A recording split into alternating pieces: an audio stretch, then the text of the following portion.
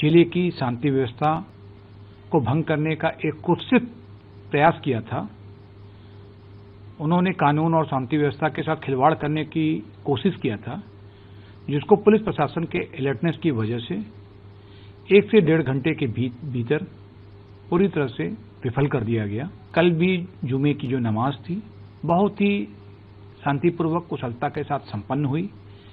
इसमें जनपद के सभी शांतिप्रिय नागरिकों का पूरा सहयोग मिला।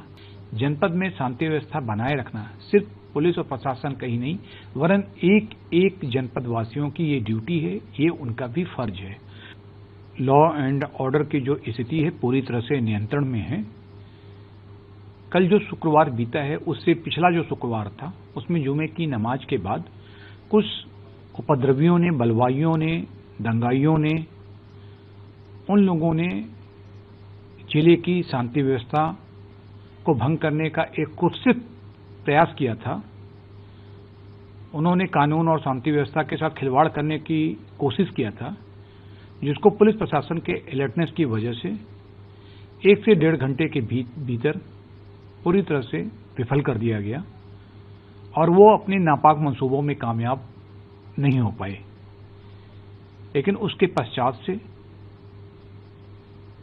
हम लोगों ने लगातार कानून और शांति व्यवस्था की स्थिति पे एक सतर्क निगाह बनाई रखी और कल भी जुमे की जो नमाज थी बहुत ही शांतिपूर्वक कुशलता के साथ संपन्न हुई।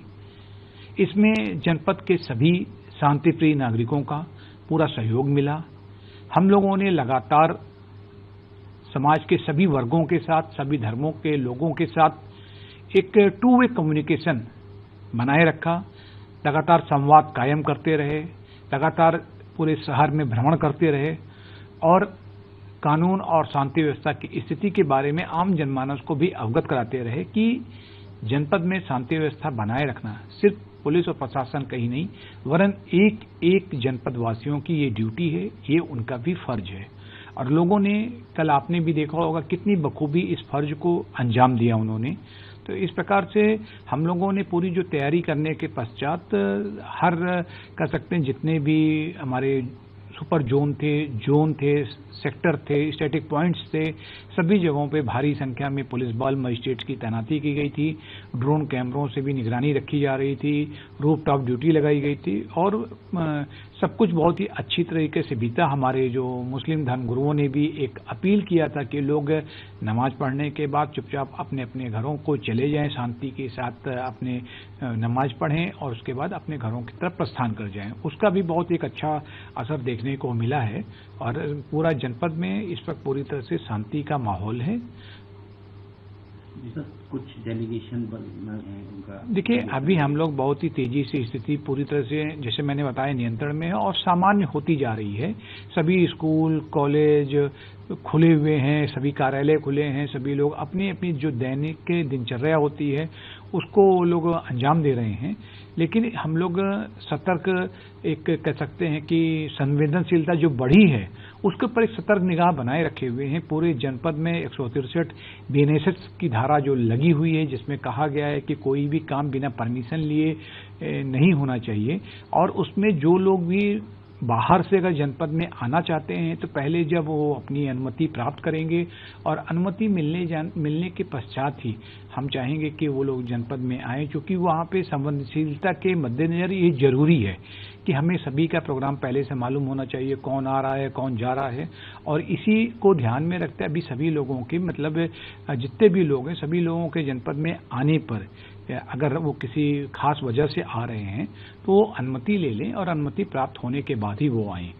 और स्थिति पूरी तरह से नियंत्रण है। एक बार मैं आपके चैनल के माध्यम से फिर से एक बार आह्वान करना चाहूँगा आम जनमानस का कि आप लोग आगे आएँ और ऐसे लोगों को बेनकाब करें जो कि जिनके की कह सकते हैं कि असली चेहरे तो छिपे रहते हैं, उनका नकली चेहरा सामने आता है। तो ये जिम्मेदारी है कि उनके असली चेहरे कौन लोग हैं, ये पूरी इसमें पुलिस प्रशासन की भी जांच करवा रहे हैं और ऐसे लोगों की जो भी इनकी एक फाउल गेम है पूरी तरह से जो एक बार फ्लॉप हो गया है, तो कहीं वो कुछ ऐसी जो डिजाइन नहीं रच रहे हैं कि फिर से वो कुछ प्रयास करने की कोशिश करें। तो जरूरी है कि हम लोग सतर्क निगाह बनाए रखें और इसमें सभी जनपदवासियों का सहयोग लेते रहें। जो कि जनपद बरेली बुद्धिजीवियों का शहर है। मैं सबसे कहना चाहूँगा, बिल्कुल भी अफवाहों पर ध्यान न दें। हर जगह हमारे मजिस्ट्रेट पुलिस तैनात हैं।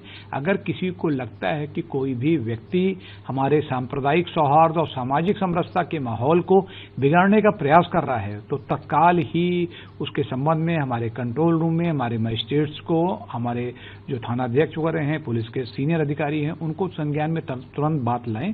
और एक जो हमारे इसको, इसीलिए मैं कहता हूं कि हमारी जो जनता है उसको हम लोगों ने एक नाम भी दिया है, सद्भावना के सिपाही।